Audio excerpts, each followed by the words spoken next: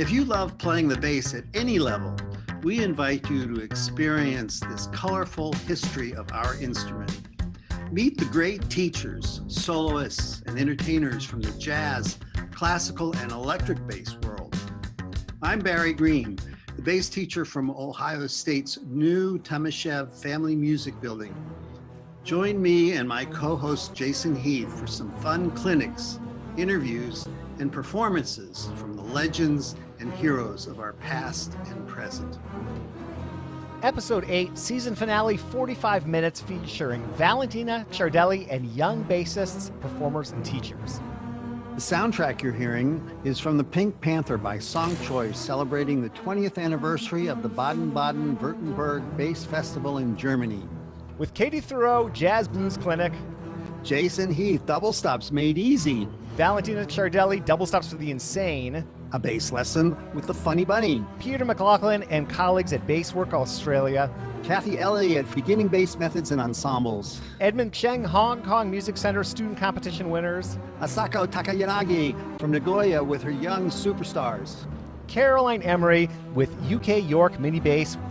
Tracy Rowell, George Vance's Progressive Repertoire. Yoshi Horiguchi from the USA with George Vance's Scotland's Burning. And David Young with George Vance's Repertoire, plus Barry's Popular Bass Method. Virginia Dixon and Dan Swaim with the Suzuki Bass Method. Klaus Freudenstein in Germany with the Mini Bass Project. Tracy Rowell with teenager Jamie Park. Caroline Emery with teenager Nathan Perry. And Maggie Carter, the 2019 ISB Young Bassist Competition winner. We're also featuring superstars in their 20s like Nina DeCesar, George Vance Prodigy, and now with the Baltimore Symphony. Mik-Young Sung from South Korea, international soloist. Our artist feature is Valentina Ciardelli, playing Frank Zappa's mouth duet with Manuel de Olio. And Valentina's cha-cha solo from West Side Story. Bassworks closing of season 1, Buckeye Bass Bashes with Jason Heath and Barry Green. Grab your basses as Barry leads our warm-up with a C major scale in the style of Beethoven's 7th. We are going to play the C major scale 2 octaves. No sharps, no flats. Let's play it pizzicato. You can play along with me.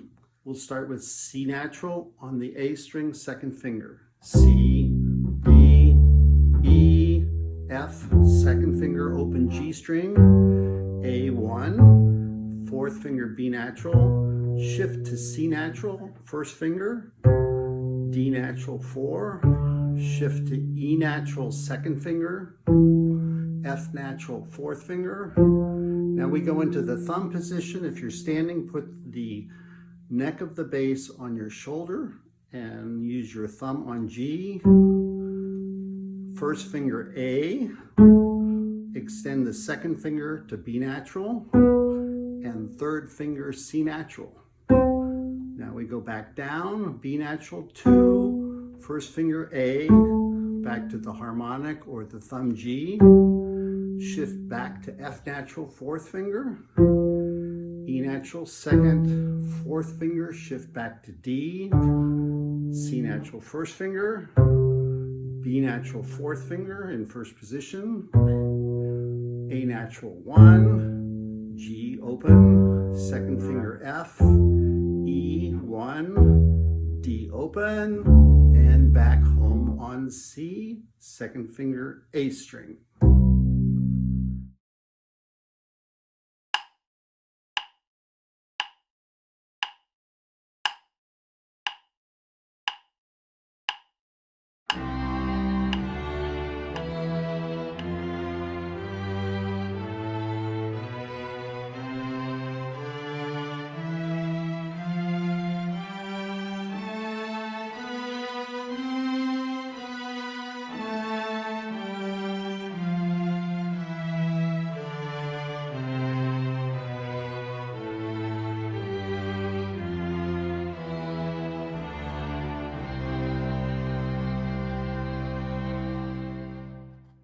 Okay, now we're going to play the scale with the bow in the style of Beethoven's 7th.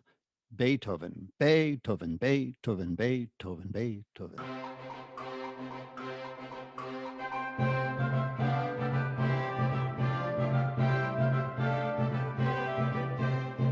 1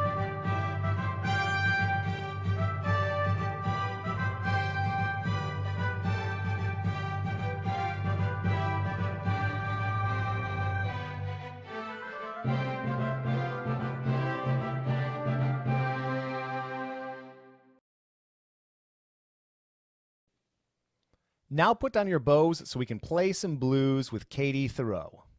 Hey, this is Cathy Thiroux, and today I wanted to show you a really simple introduction to the blues. So I'm just going to give you the most basic key components of a blues, and they're pretty much two elements. One is the form. Most song has form unless it's like free music and freely improvised. So pop music, classical music, jazz music all has some sort of form that it follows most of the time. And the blues follows a 12-bar form. I would say 99% of blueses are 12 bars. And the blues we're going to do today is also 12 bars. And the second component of our blues is the chords that we're playing. I'm going to start you off with the most simple, basic, easiest blues, and you can play with anybody. If they know the blues, you can play with them. And the cool thing is that if you know your keys and scales, you can play in any key as long as you know these chords. And we're playing a 3-chord blues. So what are those chords? We're going to be in the key of A. So we're going to be playing the 1 chord. In the key of A, 1 is A. The next chord we're going to play is the 4 chord. So let's count up. 1, 2, 3, 4. That's D. And the last chord we're going to play is the 5 chord. 1, 2, 3, 4, 5, which is E. Now the important thing we need to know is combine the form and these chords and organize them. I'll explain quickly what's going on, and then I'll just play it for you and play along. I promise you'll be able to do this. So here's the form of the blues. We play the 1 chord for 4 measures. Then we play the 4 chord for 2 measures.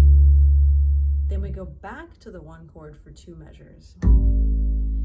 That's our first 8 measures. And then the last 4 measures, you play 5 for 1 measure, 4 for 1 measure, and 1 for 2 measures. So I'm going to play the form for you right now, and I'm going to be using half notes on the bass, just playing the roots of those chords.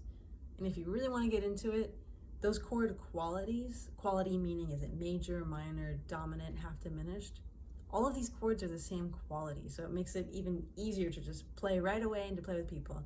So it's a dominant 7 chord, and all that means, for all intents and purposes, is a major triad with the flat 7 instead of a major 7. You might be very used to major 7 chords, but these are all dominant 7 chords, which just means flatted 7th. The first time I play it, all I want you to do is just count the measures so you can start to feel that 12-bar form.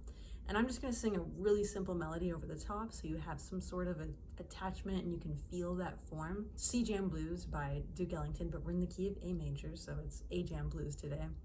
And I'm going to have a metronome on so that you can also feel the pulse going by. 1, 2, 3, 4. Da da da da da da da da. And here comes bar 5, which is the 4 chord. Da da da da da da da. And here comes measure 9, which is the 5 chord.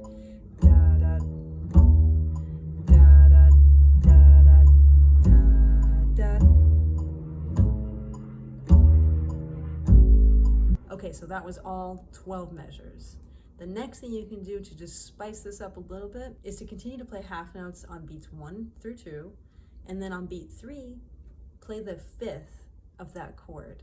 So on the 1 chord we have A, so the 5th is going to be E, and for the 4 chord it's D, and the 5th is A, right? And then on that 5 chord, the 5 chord is E, and the 5th is going to be B. So let's try it again. I'm going to run through it a little bit quicker, playing the roots on beats 1 through 2, and the 5th of that chord on beat 3 and 4. Still half notes. 1, 2, 3, 4. Da da da da da da da da.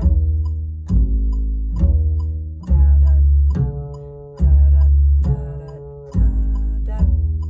Here comes the 5 chord. Da da da da da da da.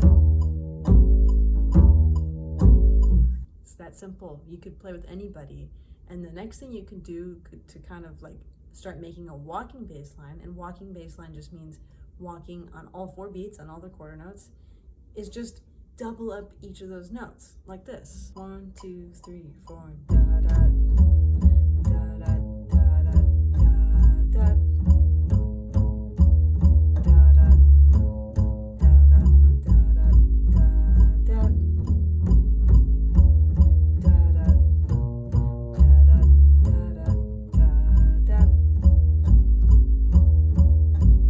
So go give this a try. It's really fun. And go play with your friends.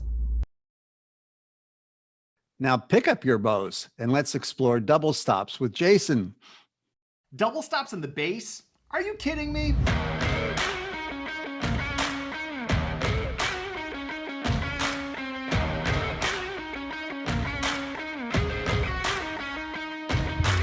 What's going on? It's Jason Heath, and double stops tend to be one of the trickier concepts for beginners on the bass. I've struggled for years with finding a good way to teach double stops. I think I finally come up with something that works. So in this video, I'm going to share why it's important to practice double stops, how easy it is to get overwhelmed by them, and some of the best exercises for getting comfortable with them. First off, why double stops are so important to practice. I remember having a conversation a few years ago with Gary Karr about how he started every day practicing double stops. This is something that all string players seem to do, and I kind of think of it like wearing ankle weights and wrist weights. When you take them off, it's so much easier to move around. If you can play double stops with good tone and good intonation, that will transfer over to single notes and it will accelerate your learning like crazy. Second off, it's quite easy to get overwhelmed with double stops, and part of it is because it's kind of like a moving target. You've got so many more things to think about. You've got two strings, you're trying to get them both to speak equally or in balance. You've got two different notes. Which one is out of tune? You don't know. It's easy to get frustrated.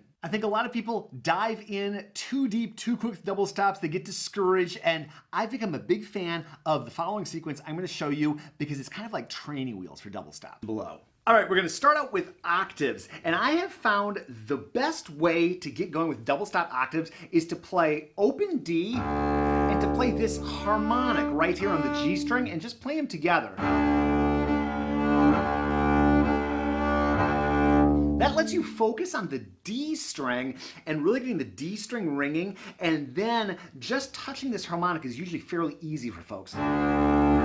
Also, starting up here in the neck block, I find really helpful because it gives you a little shelf. The notes are a little bit closer together. The string is a little bit more spongy, maybe is the word. It has a little bit more give to it, and so I just find that to be a very user-friendly spot to start. After that, I like to have folks alternate the open string and the harmonic and then putting the first finger down to close the note. So we go like this. Then,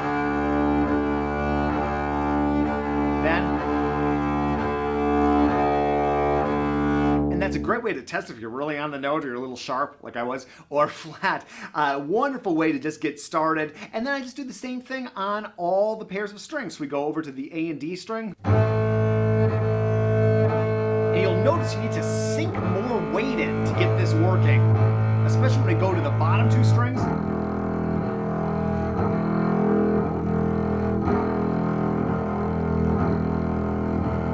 I'm going to move briskly through these, but any one of these exercises you could stay on for days or even weeks until you're comfortable. They all are sequential, so you just get one and then you can move on to the other. After octaves, I like to practice fifths, and I have 4 exercises for fifths. The first one is using the open G string and the D harmonic here. And I touch this with my third finger. I have my thumb resting on the side of the neck, and I just play those together. Debated leaving that one out, but I checked with my couple of students and they liked it. They thought it was useful, and you know, for so many bass concertos and such and other bass pieces, you need to play that harmonic set with the open string, and so I think it's a good exercise to practice, and sounds cool too. So we do the same thing, move over to the middle two strings, make sure there's enough weight into the string, and over to the A and E string.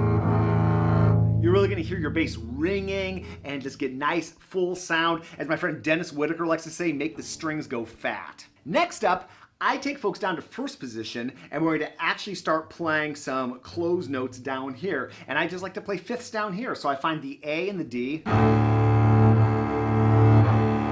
And it's amazing how tricky it is to really get this in tune. And you'd think, oh, I can play this in tune right here, but moving down here, this is just a little bit stiffer in terms of where you are on the fingerboard versus here where it's a little bit spongier. And your arm is in a different position, so it actually takes a remarkable bit of getting used to for folks when they're starting out with double stops. It's also a great way to practice that is to separate the two notes. You can just play D, then A, then together. And that's true for any of these exercises. Then we take that and we go across the strings, do the same thing for the middle two strings. or two. And you can sequence them differently. You can go from low to high. You can play them as long as you want. You can jump around. Just take the exercise and use your imagination. Next, I like to take folks up back to this neck block position, and we're going to play 2 closed notes. And this is where things can start to get tricky because you can start to drift around and not be sure which note is right and which note needs to be adjusted. So what I like to do is to find this A, and I check harmonic. Make sure that's correct. Then I base the top note off of that. So I got my foundation set, and then I base the top note. I have 2, 3, and 4 on the string, and I got 1 down on the lower string. And I'm just listening for the purity of that 5th. Then we go over to the middle 2 strings. This can get a little bit more challenging for folks.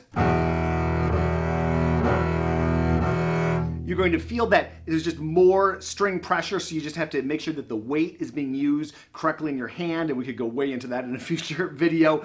And by the way, when you cross strings, there's a natural tendency for your hand to go a bit flat, so you almost feel like you're going a little bit sharp, especially by the time you get down to the A and E string.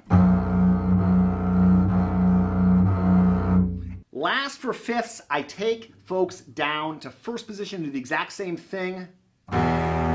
The reason I do this one first and then move down here is, again, it's because the notes are a little bit easier to bring to the fingerboard. There is less spacing here, and you got this great neck block. So this one can take a little bit of getting used to. The hand is more open here. Again, break the notes apart. You can check that E against the open A. Somewhere in there. And then break them apart. Then play the double stop. Take them to the middle strings. And then again, typically the most challenging, the lower strings. But boy, if you get those lower strings under control, this is like butter playing these upper strings. The last thing I do for beginner double stops is thirds. I save these for last, but we probably use thirds the most in string playing, so it's important to get a handle on them. I start with major thirds at the neck block right here, and we're going to play D and B flat. Now, I like to find one of the notes first, so I'm not just quicksanding around on these notes. So the D, there's a harmonic you can check, and then find B flat. And it's important to use your ears on all of these, but the thirds, there's a little bit more variability in how they sound, so really get used to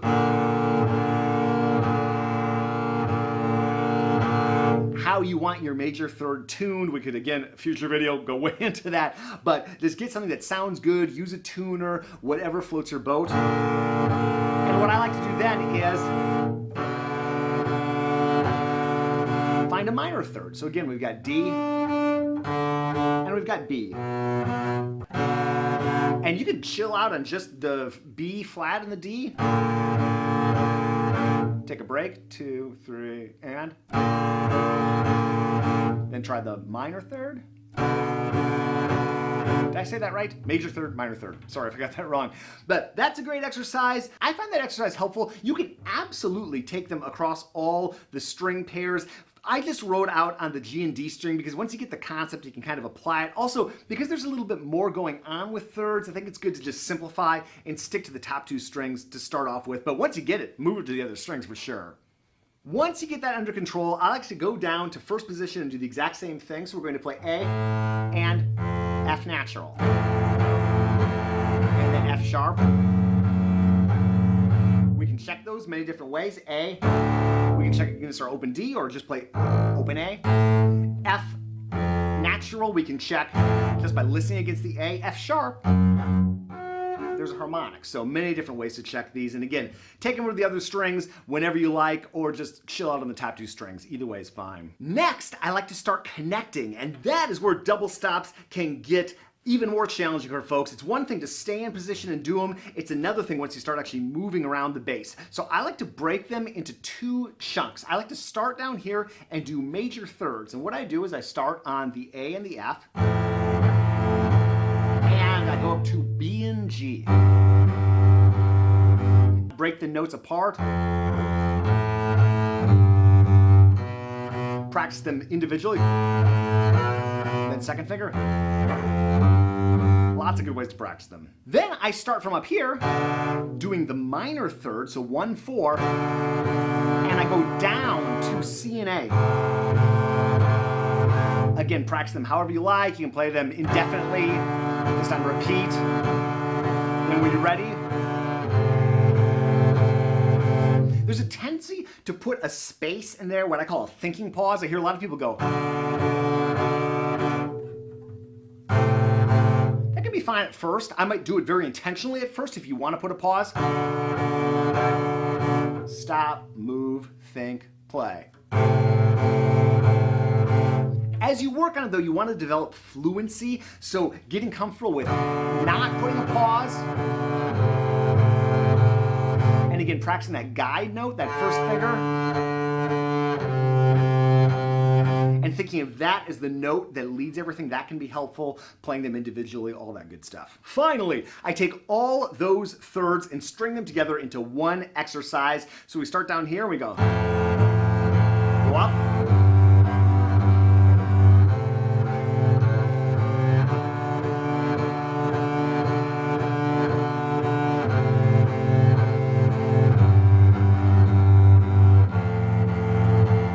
If you can get these octaves, fifths, and thirds down, you are well on your way to becoming a fluent double stop player on the bass. That's a look at double stops on the bass.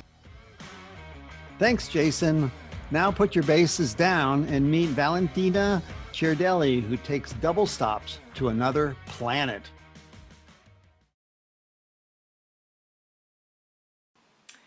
I wrote questi cazzi di bicordi after like a joke on another piece.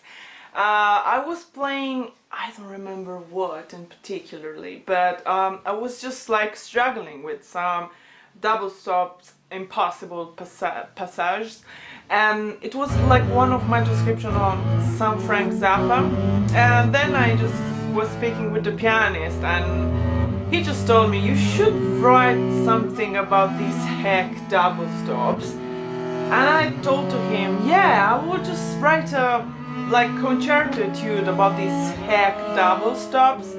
And actually I went home and I grabbed my bass and I started to explore why double stops were so difficult. I mean, of course we all know why they are so difficult, but in terms also of tuning and in terms of agility between each double stops. And I just realized, because for me I was not thinking in a polyphonic way, so I decided to write down something fully in double stop from the beginning till the end, and just because to force my brain in thinking of two voices at the same time, as a piano player or as a harp player or as a guitar player, like practicing the top melody and then practice the bottom melody. Just stuck it in my head and then like beat by beat put the hands together. And I searched a title for this piece, and it was just like I was on the mood to dedicate something to Frank Zappa, Questi cazzi di bigordo. And then it's perfect because it sounds literally like a swear word, and if you go on stage, before you play a piece like that, the only thing you want to do is just like relax and just like let it go, and no matter how much you will practice them, it will be always damn difficult and you will never get right at the 100%, believe me. Thank you, Valentina. Let's meet our future generations of young bassists, and it looks like they're starting pretty young.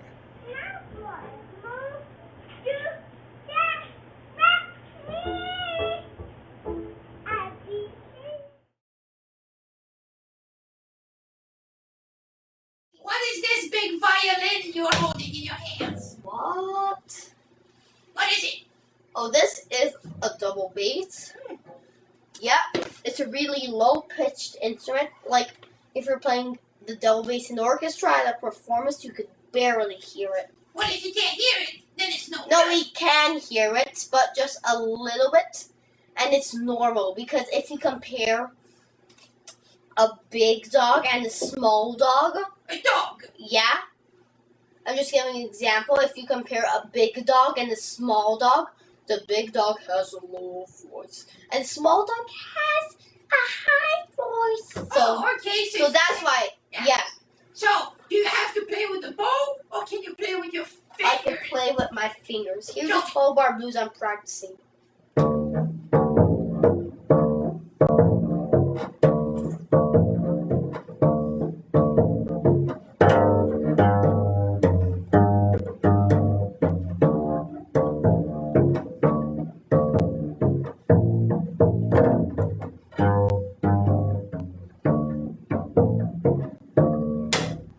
We begin our international tour of Young Bassists programs in Australia with the pioneering work of Peter McLachlan. Rob Nairn, Etienne Lafrance, Alana Dawes have done incredible work with these young bassists. It looks like Barry has been visiting Australia too.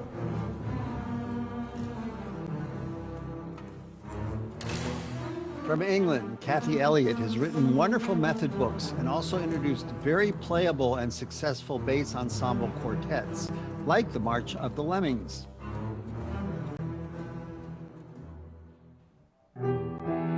From Hong Kong, Edmond Cheng runs a remarkable school for young bassists.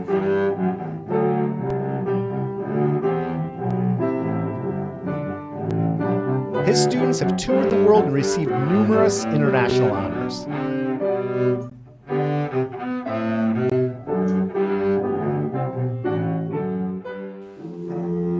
From Japan, Asako Takayanagi started a mini bass program. Listen to this talented boy playing and singing his Marcello Sonata.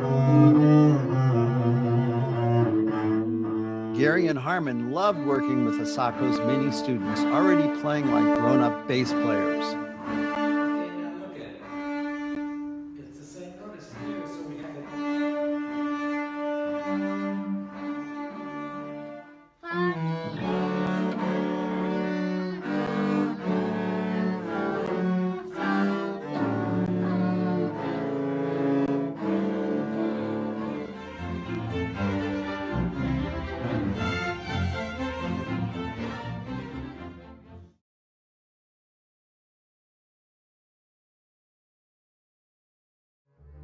We are hearing an ensemble playing an old French song. We believe the mini bass program began in England in 1984 with Caroline Emery's wonderful books called Bass is Best.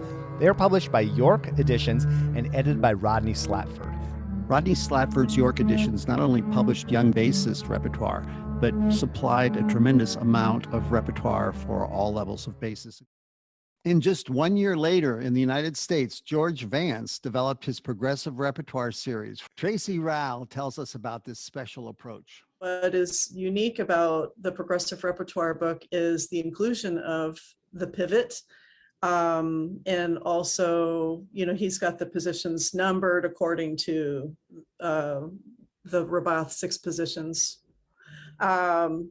And I think another thing which is unique is that he starts in the neck block area. And the whole first book introduces pieces. A lot of them are pentatonic in the neck block, in first position and in thumb position from the very beginning. So, right now I've got tiny kids that are 6 years old that are playing fluently in thumb position right now. They're playing Twinkle Twinkle and stuff like that, but they don't know it's supposed to be hard.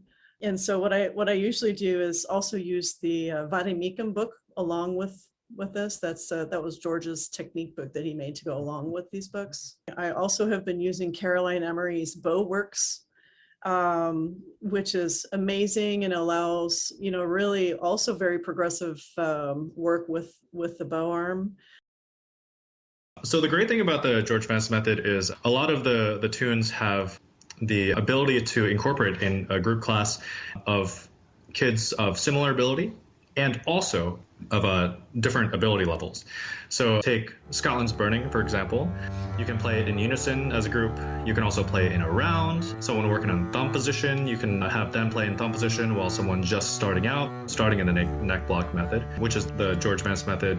Or if you're starting in first position and shifting to the high D in the Suzuki traditional third position. You can do that as well. So tackling different positions based on where you are. You can use it to make better tone with your bow, working on your bow technique, or you can have your students pizzicato and just focus on their left hand. So I mean, between thumb position, different positions, developing your bow sound, and pizzicatoing, like that's already 4 different levels you can attack there. Well, I have not found anything better to do than a progressive repertoire. That's why I keep buying books from you, because I think your book should be a direct accompaniment to it. I'm using it all the time now. If it was up to me, I would say they should be tandem published right together so everybody can have them as a resource. This is Dan Chmielinsky playing Go Tell Aunt Rhody.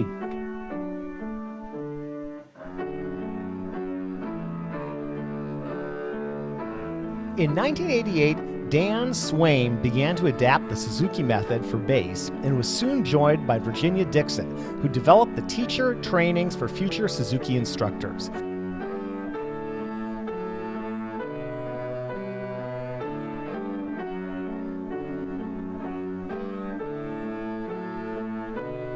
She will introduce some of her wonderful students who have evolved into professional musicians.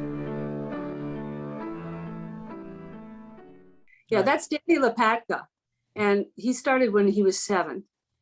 He emerged as a professional in Chicago here. He's still got that beautiful posture that he has in this picture.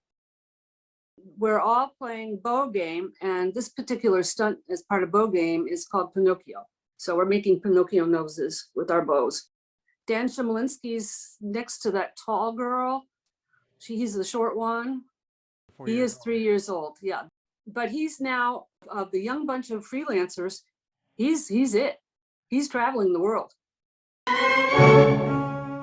Robin Kessleman began studying with Virginia Dixon at age 12. And here he is in high school playing the Kusevitsky Bass Concerto with the Elmhurst Symphony Orchestra.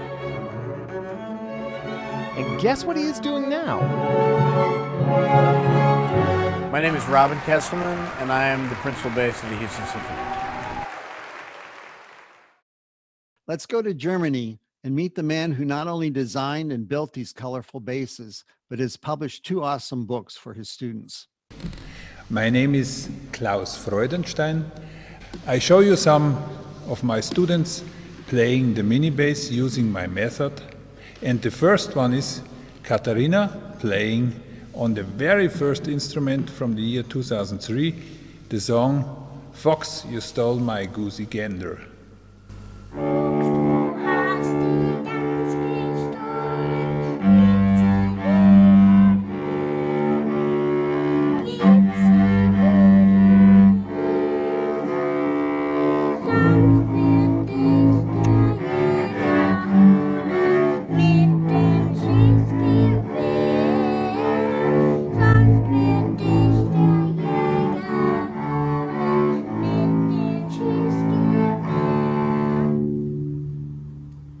The song is taken out of my book Mini Bass. And also for the next little videos where we have a trio of my students playing on the mini bass, it's also taken from this book. And in German it's called Hey Hey Los geht's. In English it's something like Hey Hey Let's Start.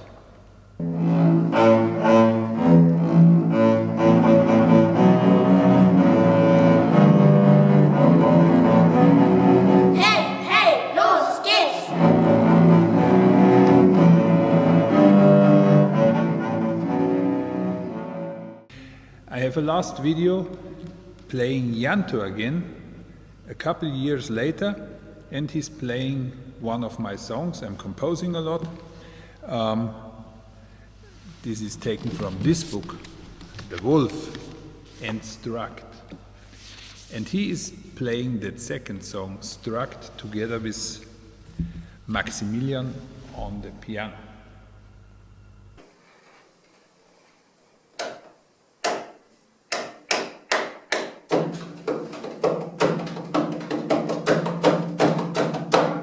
Two, 1, 2, 3, 4.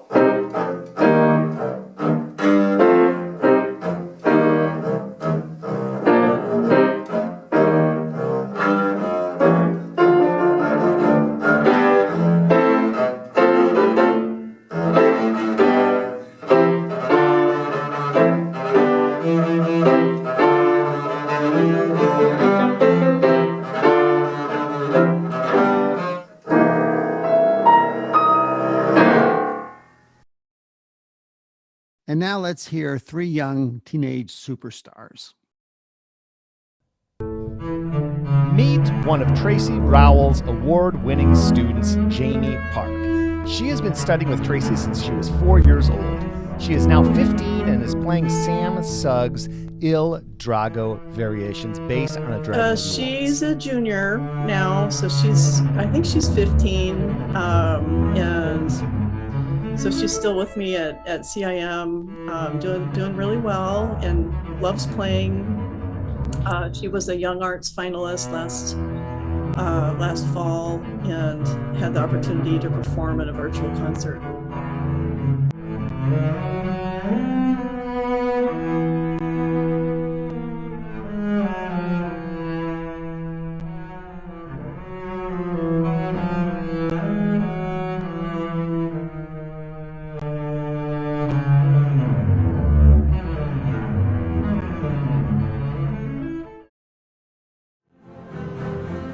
This is Carolyn Emery, conducting students at Bassworks in Maryland and introducing one of her gifted students.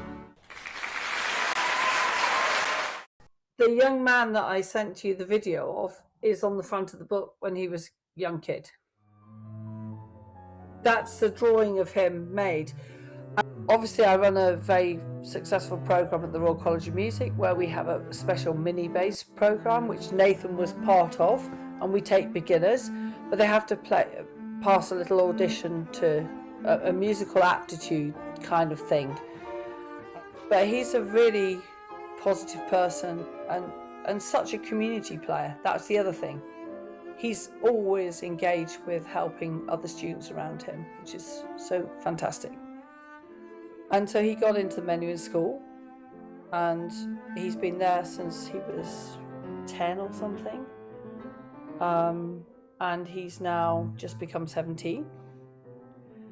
And he's grown up with all these people ahead of him, which is, I'm a great believer in osmosis, as well. They need regular commitment. That's basically what is so important.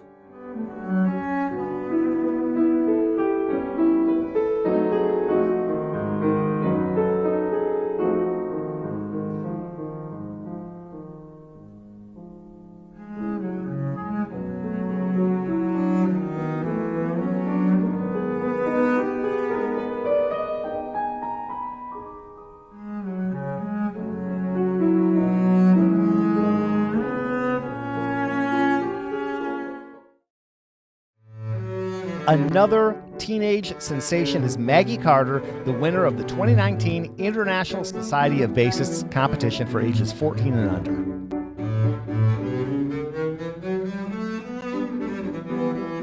Getting to work with Caroline Emery side by side every day, it's just something you don't get in your ordinary life. And so it's been really fun to get to do that, and I've learned so much from them. Every time I come back, there's also so much knowledge and learning going on at ISB that you just come home with your head full of new ideas, and you have to process it all, and it takes a long time.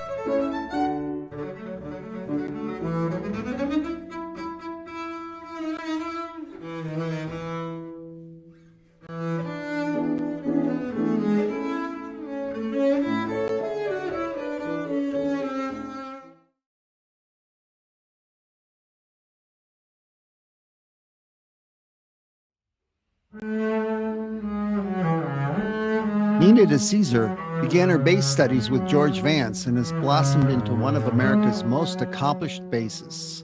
She's a master of many styles of music, from classical to popular and folk music.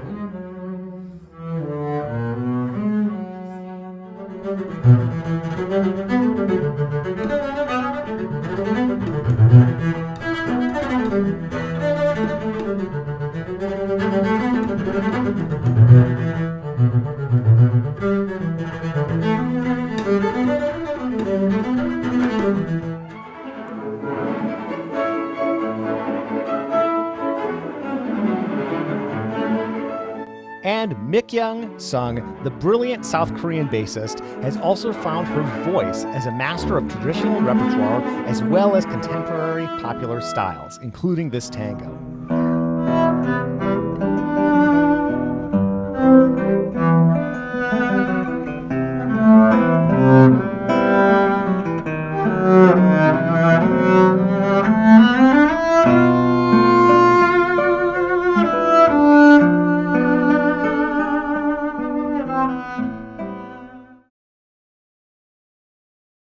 We welcome back Valentina Ciardelli, the sensational composer-bassist performing her transcription of Frank Zappa's popular tune called Mouth.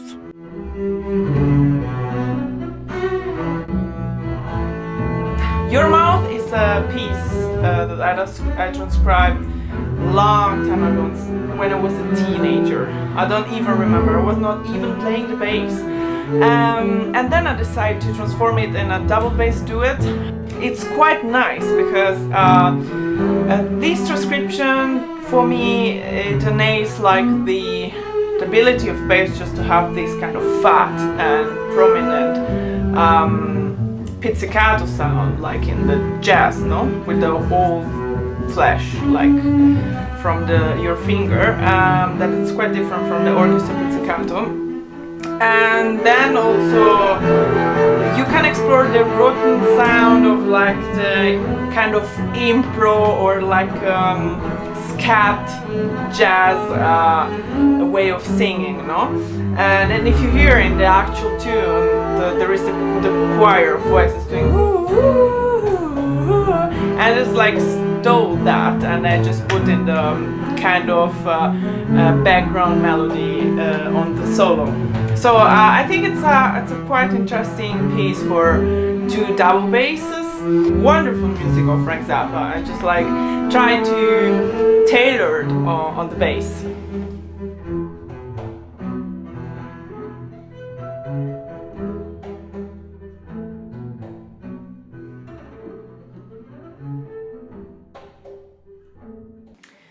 About Cha-Cha of Leonard Bernstein, this is another example of my way of transcribing things, and in this way, just for focus on solo double bass, you basically breathe the sound of the orchestra in this case from the score, of course. There's so much different colors, but then you have to condense them in like 2-3 like basics elements of what is important, what my ear is gonna catch first. Trying to keep the mood of the piece and the virtuosity in the melody, no? That it's something nothing pretentious, but and then like the kind of different sound of the orchestra, like the flute, the percussions, the things. So for example, in the beginning, I tried to kind of give the nuance of a kind of triangle, like a ring, with the sound of the harmonics that they are just like matching with the orchestration, the actual pitched instruments.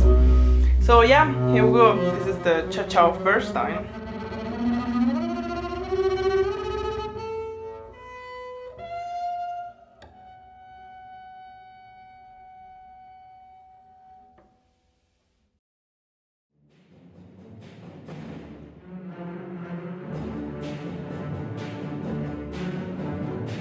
Thank you to all the many amazing teachers who gave us interviews and videos. And a special shout out to the countless dedicated teachers who are not in this video, but who are equally devoted to nurturing our future young bass players. Our bass future is in great hands. Wow. Barry, this has been quite a journey, not only with the Season 1 mega finale dedicated to young bassists, but all 8 episodes from Dragonetti to Xavier Foley. We encourage our teachers, students, and colleagues to share this series on social media and look forward to Season 2 in the fall. So Barry, what are some topics for future episodes? Next season, we hope to explore programs dedicated to resources for the bass, including your blog, the ISB, Discover Bass, and many other published educational series.